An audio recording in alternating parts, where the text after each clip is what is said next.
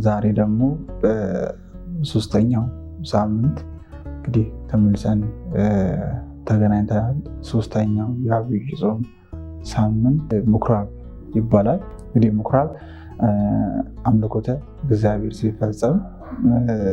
ሲፈጸምበት ሕገ ኦሪት ሲነበብበት የነበረ በአይሁድ የሚሰራ መካነ ጸሎት ነው። እንግዲህ ዘወትር ቅዳሜ ብዙ ሕዝብ ይሰበሰቡበት ስለነበረ ጌታችን ለማስተማር ብዙ ጊዜ ወደ ምኩራብ ተገኝቷል። እንግዲህ ምኩራብ የአይሁድ የሚሰበሰቡበት ወይም ደግሞ የጸሎት ስፍራ የነበረ የጸሎት ስፍራ ነው።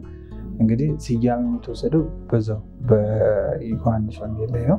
ምኩራብ አምልኮተ እግዚአብሔር የሚፈጸምበት በሕገ ኦሪት ሲነበብበት የነበረ የአይሁድ የሚሰራ መካነ ጸሎት ቤት ነው። እንግዲህ ምኩራብ ማለት በአማርኛ መቅደስ ተብሎ ተነግሯል። እንግዲህ ምኩራብ ለሚባለው ቦታ መቅደስ ተብሎ ተተርጉሟል። እንግዲህ ምኩራብ የሚባለው ሳምንት ጌታችን ወደ ምኩራብ ገብቶ ማስተማሩ የሚነገርበት ሳምንት በዚሁ ሶስተኛው ሳምንት ምኩራብ በተሰኘው የጾም ክፍል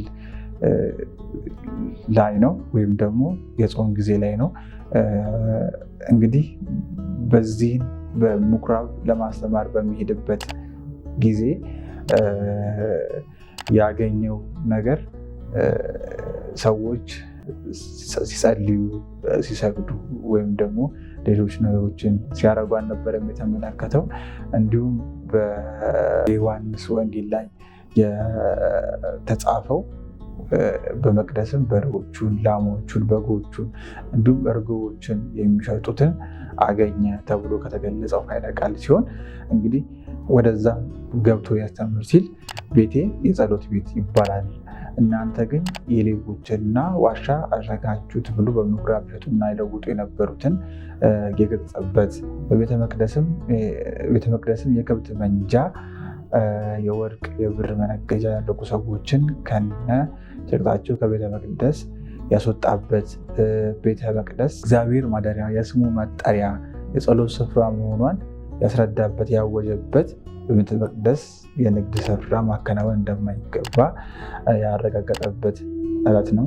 ሳምንት ምኩራብ ይሰኛል። ምኩራብ የተባለበት ምክንያት መቅደስ የሚለውን የአማርኛ ፍቺ ይይዛል። ጌታችን መድኃኒታችን ኢየሱስ ክርስቶስ በምኩራብ ገብቶ ያስተማረበት ዕለት ነው። እንዲሁም ቤተ መቅደሱን ያጸዳበት ቀን ነው ማለት ነው። እንግዲህ ሶስተኛው ሳምንት ምኩራብ ብለን እንጠራዋለን ማለት ነው። እንግዲህ ቀጣይ ደግሞ አራተኛውን የዐቢይ ጾም ሳምንት ይዘንላችሁ እንመጣለን። እስከዛ ድረስ ቸር ቆዩ።